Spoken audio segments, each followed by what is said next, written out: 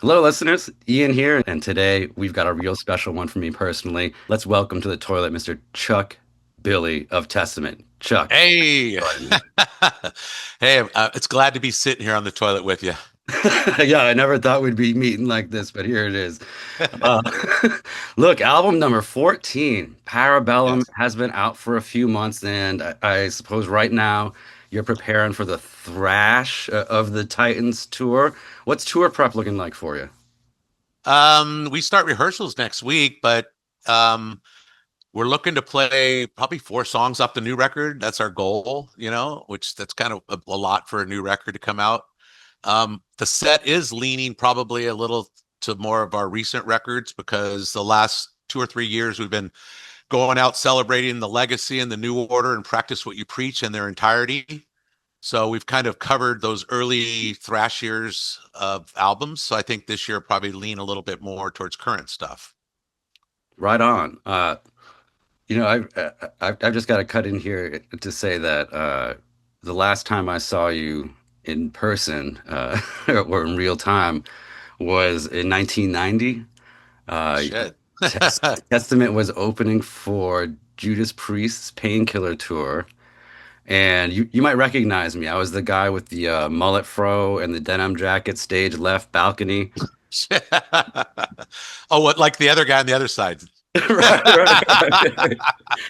Uh, and I gotta say, but when I was prepping for this interview, I thought to look up that particular tour, and I was stunned to see your recollection that Dave Mustaine had tried to stop you from using your stage setup, and that just I obviously saw you after that because you were in full backdrop mode, fog machine mode. It was all firing.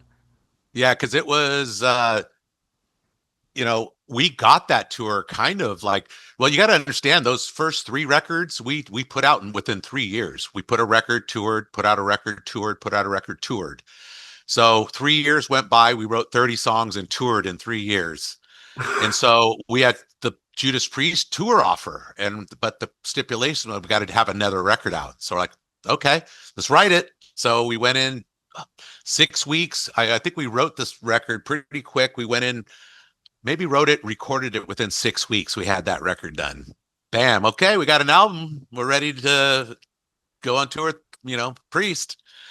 And we were coming out of Europe on that tour, and we had just spent a bunch of money on new backdrops, brand new drum riser that was lifted off the ground, all this grading, all these cool shit that we ordered to, you know, be on the Judas Priest tour. And I remember the first day or so, Dave Mustaine put a squash on all of our production, and and I didn't, we kind of just bit our lips.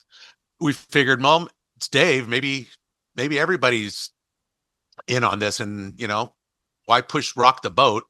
So for about the first 4 or 5 days of doing this, we were kind of like, man, this sucks. We got all this gear, we can't use it, and every day Tipton and KK would pop their heads in. Hey boys, how you doing? You guys need anything? You make sure you need anything. You just tell us, okay? You just make sure you tell us. We're like, okay, thank you. Wow, cool guys. So everybody's like, Chuck, you need to go in there and talk to Rob because this is bullshit. They keep saying if we need anything, say something. So go in there and say something. So I'm like, oh fuck, okay. So I went in there and I said, Rob, I'm not sure if you know what's going on or if you guys are all in agreement. We understand. And he's all, why, what's going on? I go, well, we bought all this brand new gear that we had the first day that we popped up, and now we can't use it because Dave won't let us use it. What? You got to be fucking kidding me right now. Where's my tour manager? He's like, got his tour manager. Get in here. Did you know about this? No, no, no. And I didn't know. Well, you make sure Testament boys have everything up there. Everything tonight. We're like, okay. So that night, shit was hot. We had everything up. There's Dave's side stage. This fucking shitty look on us, like, nothing you can do about it, and so that was kind of the start of that. We have a lot of different timelines of Dave in Testament. So, but that was the one for there. But after that, you know, it was fine. After that, he just kind of wanted to put his power, I guess, at the beginning, and it didn't work. And then he gave up. You know. I mean, I could tell you what my perspective was on it. I had never, it was the very first heavy metal concert I had ever been to. And so, Testament taking this, you were literally the first heavy metal act I'd ever seen. And it was exactly what a 14-year-old wanted. It was louder than I could imagine, but the backdrop was massive. I believe it was the Souls of Black backdrop. Souls of Black and the souls drop down That's from what it the was. sky and stuff. Yeah. Oh, and your voice when I tried to recollect just the heaviest voices I had ever heard. I don't know what you said when you came out on the stage. In my mind, it was just something like "We are here" or something. Just, but you did it in the lowest voice I had ever heard come out of a human being, and it was it. It's usually, "Are you ready?" That's usually what it is. You know. Oh yes, yes, that's what it was. Thank you for that. Yeah, I wasn't ready, not Yeah. at all. And what happened after that was just uh, I remember I'd never paid attention to vocal delay or echo or reverb or anything like that. And in the live setting, your voice and your work of the echo effects and how those were. The tumbling delays and stuff. Yeah. I had never appreciated. I mean, clearly it's there on the album, but it wasn't until I heard it live. I mean, long story short, like you're one of those bands that you see live that makes the albums better, not worse. You know what I mean? Yeah, I think we are one of those bands. I think we play those songs better live than on the record. Record, you got to be really clean and tight. Where I think live, it's a little loose, but the energy's there. Well, can I talk to you a little bit? You've also worked with some of my. I mean, we are going to get to the new album, I promise you. But I've been dying to have this conversation with you since 1990, I guess. You've worked with some of my favorite producers, Alex Perialis and Andy Sneap, and I love them both for very different reasons. And they came in and kind of, defined your sound at key points in your career, kind of the beginning and now, more recently. Can you? Can you reflect a little bit on what it's like to work with those guys and what the differences were and how your sound evolved through them? Well, with Alex, I mean, that was, you know, first three records with Alex. And, we got turned on to Alex because we were signed to Megaforce. Megaforce had, of course, MOD, SOD, Anthrax, all the metal bands. And SOD was a big band that we looked up to or loved the tone of the guitars and everything was just crushing back then. And being on Megaforce, right away they're like, we're going to send you to Pyramid Studio where SOD guys were all at, and it's like, oh yeah, we want to do that. It's let's go. So working with Alex, it was kind of just wanting to be that, have live what we had grown up listening to, the stories about Captain Joe's, down there from the SOD boys. So we're like, we want to go to Captain Joe's. We want to do all this shit. So we had that chance through Alex and working with him on those first two records. Now, we were young and didn't know how to make records, and it was all up to him. We had no concept really how to make a record or technique or any of that. So How rudimentary were you? Or was it like you had never even tried to overdub each other or no, not before we got into the first record, The Legacy, we only did demo. So that was it. I mean, so those guys probably did two demos because they did the first one. And then when I got into the band, I had to redo the demo to play to Johnny Z just to make sure we still had a record deal. So that was only my second time ever being in a studio recording. I recorded like one song 1982 for US Shrapnel Records, US Metal Volume 4 or something like that. I had a song on there. So that was only my first time in a studio. The second time was my demo. And then next, I'm making a record. I'm like, okay, now this is for real now. Shit, I don't know what to do. I don't know. None of us know. all we knew is we arrived at Pyramid. There was a bunch of brand new equipment. All it was like Christmas, all new amps and Marshalls and drums. We're like, wow, cool. Let's plug it in. Let's go, man. We were excited to play these songs that we had, you know. And growing into a guy like Andy Sneap over the years, I think when it came to working with a lot of people over the years, to finally find somebody like Andy who took our sound and just made it a little heavier and a little the production a little bit better. So when we did the Gathering record, man, that's when it was like, wow, that's production sounds really good. And actually, that record was actually used as a reference CD for a lot of bands when they were in the studio at that time. You know, Was that roundabout when Pro 2000. Tools? Yeah, so you would have been doing things with a computer at that point. Yeah, yeah. That's a completely different way of thinking about songwriting. Did you find yourself going back in there, during post production and saying, let's, I don't know, like extend that bridge by 16 or move that part around? We never do that when we record. The song arrangement has to be completed. We won't redo something once we go to track it. We all agree that's the arrangement and that's what it's going to be, because none of us really sit in the room together. You know, everybody's on their own. You know, when we write songs, we never play them as a band. We only write songs individually and do demos and then go in the studio and cut the record. We don't let's go to the studio and play these songs. We don't do that. They don't even hear me sing the songs. I get the finished arrangement.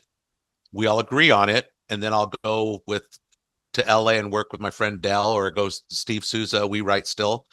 I'll go visit them, and I'll come back with 3 or 4 songs written after the weekend, and then I'll go right in the studio and start singing them.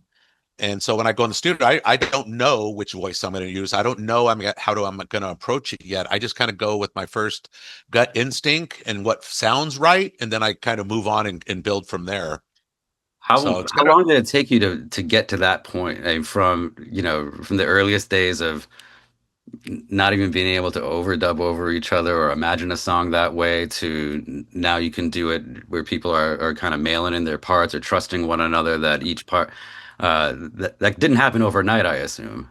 no, but I think once all of us moved from each other and moved away from the Bay Area, Alex is in New York, Chris is up in New Hampshire. Eric's in Sacramento, hour and a half from us in the studio. So me and Steve are the only local guys still here. So, you know, it's different, but we all still come down and try to track at the same studio, but not all at once. It's all individual tracking. Gotcha, but that's part of how you maintain that sonic cohesion there because these new albums sound fantastic, man. Yeah, sonically, we know what we want, and we are pretty good at directing Andy or like Jens on this record. First time we ever worked with him. And we were kind of scared because Andy wasn't available. We're working with somebody new. Oh no, do we have to go out there and mix this with him? We ended up letting him just go for it with our 2 cents on emails with him. And it was started out a little rough. You know, we were kind of like, it's not like Andy where we get it and it's like in the ballpark. We were had to kind of go back and forth for a bit. And then we went on tour and let it take a break and let him take a break. And then let's really listen to it. And when we go back to visit this again, let's have our notes really dialed in what we're looking for. And so that's kind of when it went. And then after we finished that tour and got back into the mixing, it started really coming together. The bass was the hardest part for us to kind of make right and fix and make it sit right. And finally he got it and made it work. And at the end of the day, we were like, wow, this came out really good. And we actually shared it with Andy. What do you think, Andy? And he's like, I wouldn't change a thing. He did a fucking great job. And so I'm like, you got the blessing. So I like it. Andy like it. Let's go. You know? Agreed, man. I know a lot of people are talking about that opening track and just how absolutely ferocious and blackened it is. Uh, but I gotta say, I wasn't that surprised to hear your voice this way. And correct me if I'm wrong, but there's always been some layers to your vocals. I found an isolated vocal, I think, of Souls of Black, and I was amazed by what I heard there. Even back then, you can hear at the very top level, this blackened screaming that I Yeah. swear is in your layer, in addition to the main vocal and like a lower harmony. Can you talk about that vocal stack and how you came up with that and how you work it? Well, well, again, it's when we get into the studio to start recording, those are the little things that we try. Those are the little tricks. Like we'll build a chorus and then go into a bridge. So we'll go, okay, well, maybe that bridge, we want it to be bigger. So let's add some layers. And so what's going to change it from a two-track straight verse voice to all of a sudden now the bridge, I want it to be bigger, but add depth. So I need to add some layers. So I'll usually have the main voice, and then I'll do a voice that's almost talking, that's almost like this, just a monotone voice. And then I'll do a higher screechy voice on top. And then I'll blend the layer, you know. There's a lot of it on this. I do a lot of screaming, higher screams behind the voice. And also Eric does too. Eric's really good at the black metal voice. So I actually wrote some parts for him to have a lead black metal parts in the songs. That's fantastic. Maybe Yeah. because it does sound like a different take on the vocal mix. Almost like uh, the new album, just it's the same voice, but a different perspective on these layers that you've had all along. Well, like the Love of Pain, the first song, that's me, all the verses and choruses, but Eric sings the bridge himself, that real high black metal voice. That's him alone, singing that part. Now, I know we're all excited about the very heavy stuff here, but I gotta tell you, what I want to talk about is the ballads are back, baby. Yeah. That one especially, that was I was kind of looking forward to it. I mean, you know, I know we've tended to not play those ballads that we've written over the years live. We've chose to like, let's just keep it current. We don't need to go back and do that. But last year we celebrated Practice What You Preach, and we played 5 ballads. All of our ballads we played live. Just for that one, it was an evening with 2 hour show, Testament only, no opening acts. Played all of Practice What We Preached and all of the ballads and some deep cuts. It was great. We had a blast. And it was like, you know what? I'm not afraid to get stand out there and expose myself with those kind of songs now. So when we were writing the record, Eric and Alex were working in New York at Alex's, and it was the first time Eric's actually went to New York work with Alex. And when he came back, I said, "How'd it go, man?" And he goes, "Went really good. We got a lot of things done." And I said, "Cool, let me hear it." He goes, "I got some stuff, but we're saving it a little. I'm not done yet." And I go, "Okay." And he goes, "We got one song we're working on, though. It's gonna be epic." And I'm like, "Okay, that's pretty strong word, epic, huh? Okay." So I knew over time when I kept saying, when am I going to get it? When am I going to hear it? When am I going to hear it? And so finally, when they're competent enough and got the arrangement, I finally got it. And I was like, right away, it took me to like, wow, this totally is like a return to serenity kind of vibe right out of the gate, the tone, the way it's set up. So I'm in, let's go. And it ended up, you know, I was a little nervous because when I first got the music, it's 8 minutes long. And I'm like, shit, that's a lot of words, man. A lot, because I didn't know where the leads were going yet. I'm thinking, I got to write a lot of shit for this one. But in the end, we really put the vocals where they needed to be and put all the soloing where it needed to be. So it's really a vocal and a guitar journey in that song. It really just takes you that second, the last 4 minutes when it's guitar solos and parts. It's this journey. I love listening to it in the headphones. It's really cool. Amazing. If I were to guess, I would think the vocalist was going to be the one to say, "Oh, you really got to get a ballad back on this album," but it wasn't, huh? Mm-mm. No, but I was ready, but I did know that I do want to sing a little more on this record. I want to carry a little more melody maybe on this record. Yeah, there's going to be some brutal death stuff. Yeah, of course, but I think I want a little of everything, on this one. Now, I'm glad the ballad is back, but where did it go? Was there a moment where you said, and now we're not doing that anymore? Well, when Alex left and it was me and Eric and we started writing like the Low record and then Demonic and the Gathering, everything was getting heavy, heavy, heavy. Of course, when we did the Gathering, we started putting, they weren't ballads, but they were very slow, sludgy, emotional stuff.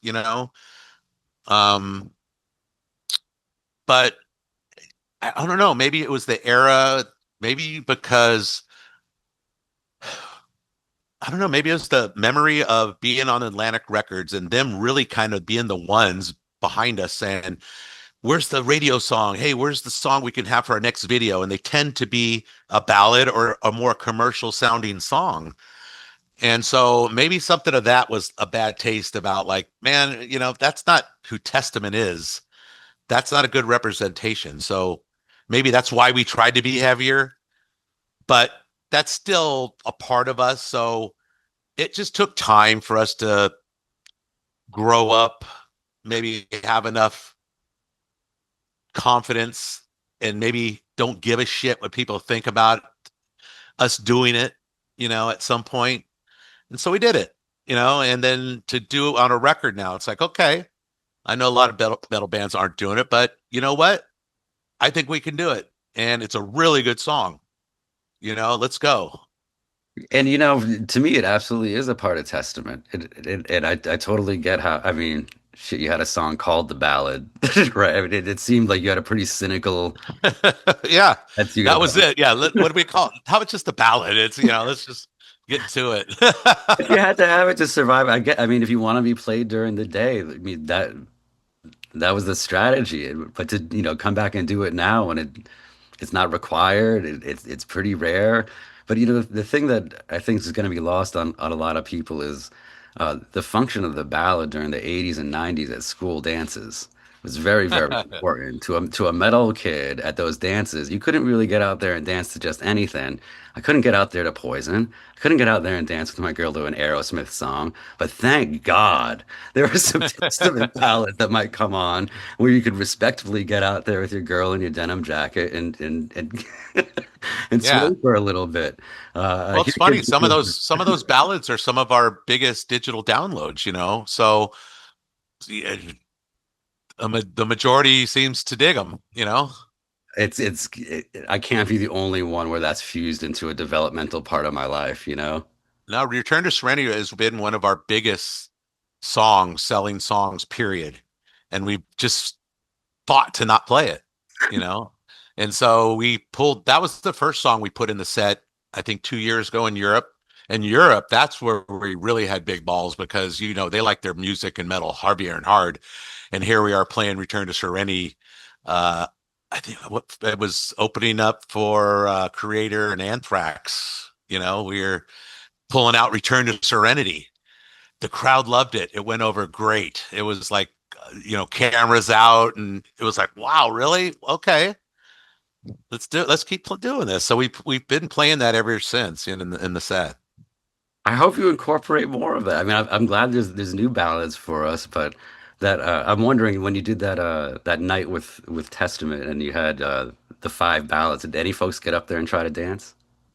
Uh, no, but it's funny. They do a slow mosh pit. They That do was the what best. now? That they get a pit going. I swear to God. And it's funny. I started playing into it after time because once I seen it, I was cracking up. So then I started going, okay, this next one is a real rager for the pit. I'm going to make sure everybody gets in there. Here we go. Return to Serenity. And next, they're out there like going slow, like they're slow dancing in the pit, going in circles. And it's very cool to watch. It's very funny. I, oh, I didn't know that slow pits were a thing. I It might have was. to It's check that great. And out. even in Europe, the pits are bigger and the same thing. They're just doing the slow pit, all moving into the slow rhythm of the ballad. Oh, listeners, I'm so sad that this is audio only because Chuck is doing his best to show me what the slow pit move is like. Yeah. We'll maybe have to do an illustrated diagram or something on the website. Now, Chuck, to bring us back around to where we started, tour prep is going, and you got to be a road veteran if ever there was one. What are your tour rituals or survival strategies? How do you stay sane out there? Staying sane. I mean, that's no problem because doing it this long, it's our job now. So I treat it like that. I think when we were younger, we were treating it as a party, an excuse to party. We get to play some cool music and party. That's what it was all about. And you know, comes a time when you realize you're not giving 100%. So now I really try to take care of my voice. I smoke a lot of weed when I'm at home off tour, and so I cold turkey quit on before I go on the road. Like this is the week I'm stopping, so I'm got sweaty hands and I'm feel like shit, You remember all your dreams all of a for sudden? about 4 days, and then I'll be fine. But that's the thing I do. It's like almost my little torture tactic myself to like wake up. You're getting ready to go on tour, dude. You know, no excuses. I talk, myself like that. So I got my Peloton back there, my setup machine, and I take my Peloton on the road. I have one just for the road. I keep in the truck and I ride on that. I don't smoke on the tour anymore. I'll have a couple beers on stage, but I don't drink after the show or before the show or none of that. So I'm really trying to stay focused on staying healthy. And now, especially after COVID, I was always the guy after the show to go out of the bus and meet the fans and hang out and sign shit, and smoke weed with them or everything. But that's kind of changed because now it's like, yeah, man, if I get sick, the show's over, dude. Tour's over. I can't. Once I lose my voice, it's not coming back. I got to give it a rest. You know. Now, I'd be remiss if I didn't close by just thanking you for having that one magnificent show in 1990 that really solidified my relationship and expectations for metal for the rest of my life. And I'll close with just giving you the opportunity. I mean, you've had this incredible career in metal, but I, I'm wondering if this never happened for you, what would Chuck Billy be doing if he wasn't fronting Testament and living this metal life? Well, I started out in eighth grade. I was going to be an architect. I started taking technical drawing classes then and through high school. I enjoyed designing buildings and these really extravagant, off the wall, unreal houses with basketball courts and pools and tennis. Just anything you can imagine when you're like in eighth grade, wondering, designing shit. And I even kind of, I have my own technical drawing boards here that I still design the stage show. That's me. I design all the stage sets, all the layouts, the lighting layouts. I still get on there and I enjoy drawing that stuff, technical. So I'd still do that. That's incredible. I had no idea. I'm so glad I asked that question of you. Yeah. Well, Chuck, I hope that I get a chance to see you once again on this tour. Is there any final words that you have for the toilet listeners? Well, don't flush this record down the toilet. Give it a chance. And I appreciate all the metalheads that are spinning Meant to Be off our latest Parabellum record. Oh, yeah. So again, just go get this record. It's some of our best work. We're very proud of it. We're gonna get out there and tour the hell out of this record, I believe.